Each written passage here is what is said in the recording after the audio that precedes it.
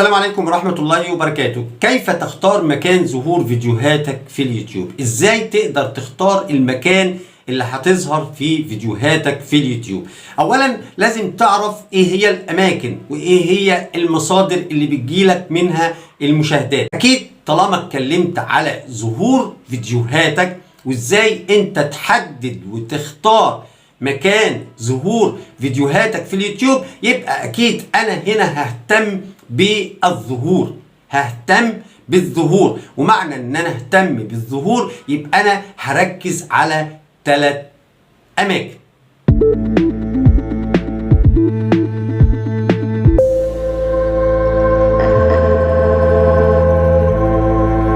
ميزات التصفح، بحث اليوتيوب، الفيديوهات المقترحة. بعد ما عرفت اماكن ظهور فيديوهاتك ومصادر الزيارات زي ما قلت لحضرتك وايه هي الممارسات اللي انا هقولها لحضرتك ان انت تحدد ظهورك في البحث او ميزات التصفح او الفيديوهات المقترحة، اكيد انا هاخدك من ايدك بعد كده واقول لك الحاجة الاهم، وهي ان انت اللي بتحدد وبتختار مكان ظهور فيديوهاتك في اليوتيوب. فين بقى؟ مش كده وبس، ده انت كمان هتعرف معايا ايه هي الممارسات اللي مطلوبة منك، الحاجات اللي المفروض حضرتك تعملها عشان تظهر فيديوهاتك اما في ميزات التصفح او في بحث اليوتيوب او في الفيديوهات المقترحة. والفيديوهات المقترحة اكيد حضراتكم عارفين هي اما بالصفحة الرئيسية في اليوتيوب او بصفحة المشاهدة اسفل او بجانب الفيديوهات الاخرى. انت اللي بتحدد وبتختار مكان ظهور فيديوهاتك في اليوتيوب. والظهور ده معناه ان انا هنا اتكلمت على ظهور الصورة المصغرة. ظهور الصورة المصغرة يعني انا ربطت الفيديو هنا بمصادر معينة في اليوتيوب لظهور فيديوهاتك ومصادر معينة للزيارات، تحديدا ميزات التصفح وبحث اليوتيوب والفيديوهات المقترحة. وزي ما قلت لحضرتك الفيديوهات المقترحة يعني هنا انا بتكلم على صفحة الفيديوهات المقترحة في صفحة المشاهدة والفيديوهات المقترحة في الصفحة الرئيسية لليوتيوب. تمام، انا مطلوب مني ايه عشان فيديوهاتي تظهر في بحث اليوتيوب؟ اولا سواء كان بحث اليوتيوب او الفيديوهات المقترحة او ميزات التصفح او ميزات يوتيوب الاخرى او صفحات القناة، اي مصدر من مصادر الزيارات لفيديوهاتك او فيديوهات قناتك على اليوتيوب لابد ان حضرتك تتبع قواعد سيو اليوتيوب. السيرش انجن اوبتمايزيشن SEO معناه ببساطة شديدة جدا هو تحسين الفيديو لمحركات البحث. يعني انت بتقدم الفيديو بتاعك للخوارزميات وأنظمة اليوتيوب بشكل شيك كده وتفهم وتعرف الخوارزميات، سواء كان من الصورة المصغرة جاذبة، سواء كان من عنوان جاذب وليس كاذب، سواء كان من وصف دقيق للفيديو يعبر عن محتوى الفيديو أو علامات أو شاشات نهاية أو بطاقات أو ترجمة. كل ده تفاصيل الفيديو بالكامل عند رفع الفيديو على اليوتيوب، هو ده اللي انت بتعمله، هو السيو السيرش انجن اوبتمايزيشن. يعني انت بتحسن الفيديو بتقدمه في صورة كويسة للخوارزميات. بس اكيد في اختلافات بين ظهور الفيديو سواء كان على الفيديوهات كفيديوهات مقترحة او في ميزات التصفح على الصفحة الرئيسية لليوتيوب وفي صفحات بحث اليوتيوب. اولا انا قلت الكلام ده قبل كده وهعيده لحضراتكم تاني، خلي بالك لو ميزات تصفح يبقى الاهتمام عند اليوتيوب بالصورة المصغرة للفيديو والعنوان، مع ان في جزء من العنوان بيتم اختصاصه يتم قطعه. عشان كده قلت لحضرتك ركز على الكلمة المفتاحية الرئيسية المستهدفة في الفيديو فين؟ في اول العنوان.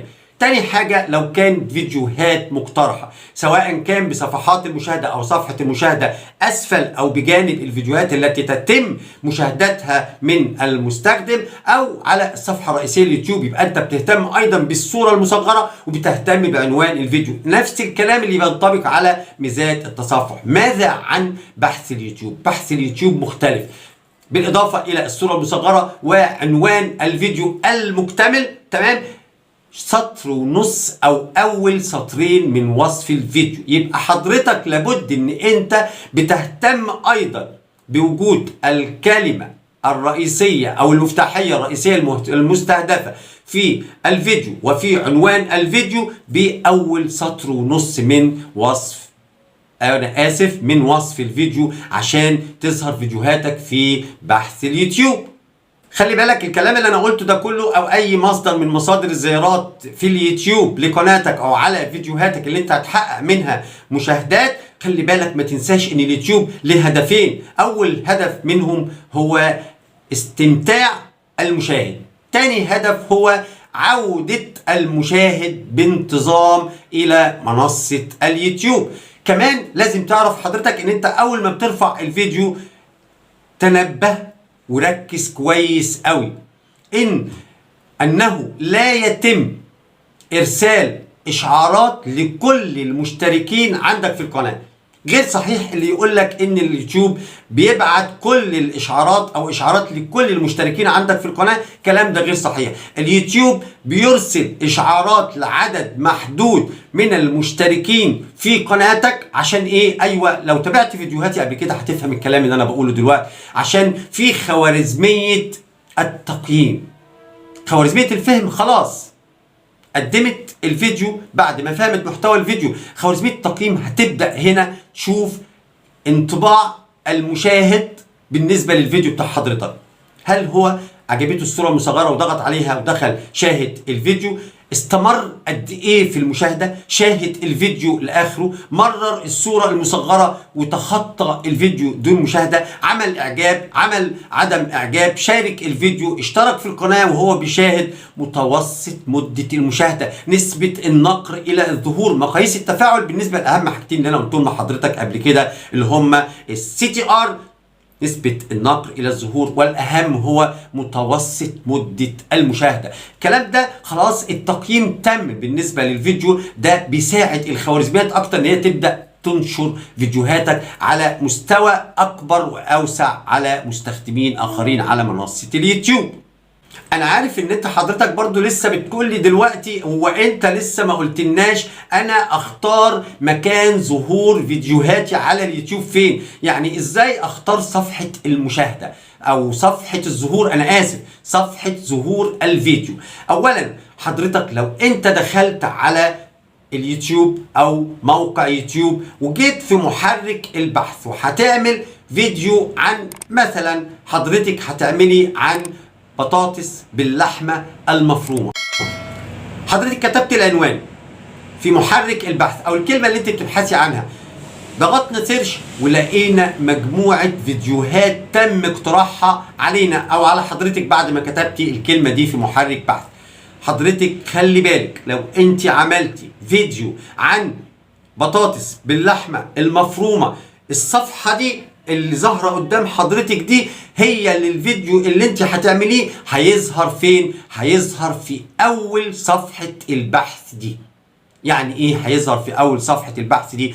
برضو هرجع لحضراتكم تاني هقول لكم انتوا لو تابعتوا كلامي وفكرتوا فيه صح، فكرتوا فيه كويس واهتميتوا بيه، هتعرفوا ان اليوتيوب مجرد ما بترفع الفيديو بيبدأ يظهر في الصفحة اللي حضرتك وحضرتك اخترتها، بيظهر في رقم 1، بيظهر في الأول. وبتبدأ بقى خوارزميات الفهم وخوارزميات التقييم وتقييم مستوى أداء الفيديو والكلام ده كله تبدأ تقترح على الآخرين. لو أخدت الخوارزميات انطباع سيء، انطباع سيء نتيجة إيه بقى؟ عدم الإعجاب، أو انطباع سيء نتيجة التمرير وعدم الاهتمام بالصورة المصغرة للفيديو، أو دخول المستخدم على الفيديو ومغادرة الفيديو ومغادرة اليوتيوب في ثواني معدودة، كل الكلام ده انطباع سيء بالنسبة لمين؟ بالنسبة للخوارزميات. مفيش نسبة نقر إلى ظهور، مفيش أو انخفاض كمان متوسط مدة المشاهدة، انخفاض النسبة المئوية لمقدار المشاهدة، انخفاض معدل النقر إلى الظهور. خلاص الفيديو بيموت، بيتاخد ويتحط فين؟ على الرف. يبقى هنا الصفحة اللي حضرتك قبل ما تعمله أو حضرتك قبل ما تعمل الفيديو زي ما انت شفت كده تماما، اي محتوى طبق عليه الكلام اللي انا بقوله ده، انت اللي بتختار صفحة البحث اللي هتظهر فيها بالكلمة المفتاحية الرئيسية اللي انت كتبتها وبحثت عنها. مجموعة الفيديوهات دي لو انت عملت فيديو عن نفس الكلمة دي تمام، هتظهر في اول الصفحه دي في البدايه اول ما ترفع الفيديو بتاعك. وبعد كده الخوارزميات هتشوف شغلها يا معلم بقى معاك، هتفهم الفيديو ولا لا، هتقيم الفيديو، عجبها الفيديو، نال رضا المشاهد، نال استحسان المشاهد، في زيادة في متوسط مدة المشاهدة، في معدل نقر إلى الظهور على الصورة المصغرة أكبر من الفيديوهات الأخرى. الموضوع مش مرتبط هنا بقى بالفيديوهات اللي بتحقق عدد مشاهدات أكبر، لا، نسبة النقر، الظهور، متوسط مدة المشاهدة أو النسبة المئوية لمقدار المشاهدة هي الأساس عند اليوتيوب، لأن ده معناه استحسان ونيل رضا المشاهد. هو ده اللي هيخلي المشاهد يظل لأطول فترة ممكنة على اليوتيوب. بس خلي بالك، انت اخترت الصفحة اللي هيظهر فيها الفيديو. الكلام ده هينطبق على بحث اليوتيوب او هينطبق على الفيديوهات المقترحة. يعني المشاهد لو شاهد فيديو من نتيجة البحث وما عجبوش الفيديو ده ودخل بعد كده وكمل وضغط على فيديو حضرتك او حضرتك، هنا ايضا خوارزميات التقييم والفهم والكلام اللي احنا قلناه في فيديوهات سابقة هيشوف وتقيم الفيديو وتشوف هل نال استحسان المشاهد ولا لا، هل غادر، هل ظل لاطول فتره ممكنه، هل عمل اعجاب، عدم اعجاب. الكلام ده كله مقاييس تفاعل اللي احنا قلناها، متوسط مده مشاهده، نسبه النقر، الظهور، كلام اللي حضراتكم خلاص حفظتوه. لكن الاهم من كده خلي بالك، ظهور الفيديو في الصفحه الرئيسيه، ميزات التصفح، ده مرتبط ارتباط وثيق بسجلي البحث والمشاهده بالنسبه للمشاهد او المستخدم. لكن في جزء من الفيديوهات دي بيكون نتيجة بالإضافة إلى إيه؟ ارتباط أو مؤشرات الاشتراك في القناة أو سجل البحث أو سجل المشاهدة لمين؟ للمستخدم المشاهد. يعني مشترك عند حضرتك في القناة وما راحلوش إشعار، وارجع للفيديو في الأول أنا قلت لك اليوتيوب مش بيرسل، لا يرسل إشعارات لكل المشتركين عندك في القناة في البداية، هو بيرسل إشعارات لعدد محدود في البداية عشان يقيم الفيديو. بيرمي كده لعبة كده ويشوف هل الفيديو نجح ولا سقط. لو الفيديو نجح هيبدأ ينشره على عدد أكبر على المنصة، لكن الفيديو لو سقط وفشل بيركنه على الرف. لكن اللي على الصفحة الرئيسية ده مرتبط بسجل البحث والمشاهدة للمشاهد. أيضا لو ظهر عند مشتركين عند حضرتك نتيجة اشتراكهم في القناة وما راحلهمش الإشعار. اعتقد ان الكلام صعب وسهل. صعب لو انت اخدته ما اهتمتش بيه، سهل جدا لو انت اخدت كلامي وفكرت ودخلت على بحث اليوتيوب طبقت الكلام اللي انا قلته ده وهتلاقي النتيجة. واعملوا فيديو وشوفوا الصفحة اللي انتوا دخلتوا عليها وكتبتوا كلمة بحثية معينة عن موضوع معين وعملتوا موضوع عن نفس الكلمة البحثية ديت في محرك بحث اليوتيوب، شوفوا النتيجة، هتلاقي الفيديو بتاعكم بيظهر في نفس الصفحة. تحياتي.